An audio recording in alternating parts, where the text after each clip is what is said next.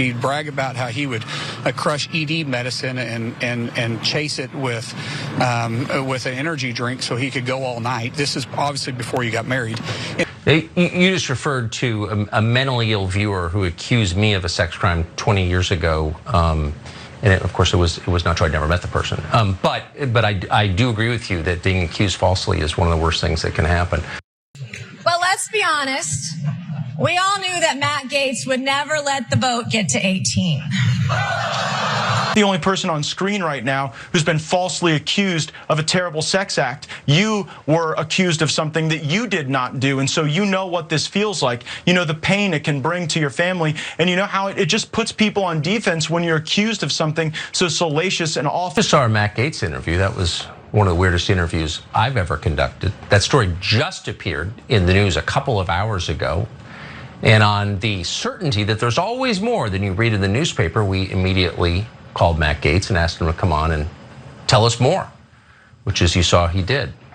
I don't think that clarified much, but it certainly showed this is a deeply interesting story, and we'll be following it. Don't quite understand it, but we'll bring you more when we find out. That's a strong claim to make for a man who's had Rudy Giuliani on his program on multiple occasions. But I get it. I mean, if someone brought up uncomfortable accusations that were, made against me, I would not like that interview and probably respond to it in a similar way. He'd brag about how he would crush ED medicine and chase it with an energy drink so he could go all night. This is obviously before you got married.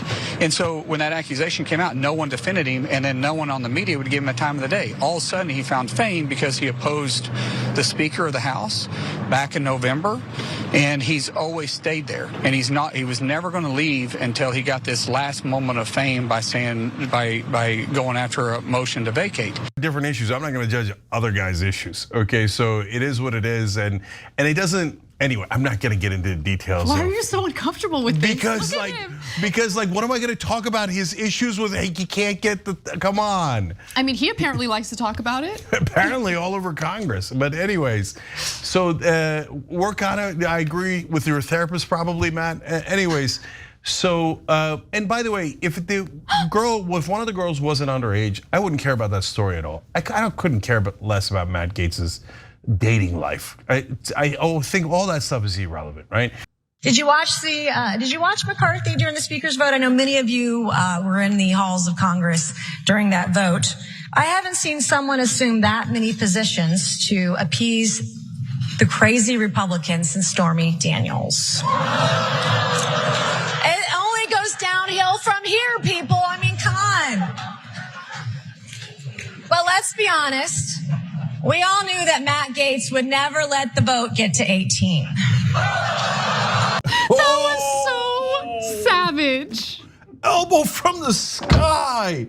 Other stories came out indicating that there were Republican lawmakers in the House who really didn't like Matt Gaetz because of his inappropriate behavior. So he would show them pictures of women that he was sleeping with and this, that. I'm wondering if secretly, maybe not so secretly, Nancy Mace is like, don't like Matt Gaetz.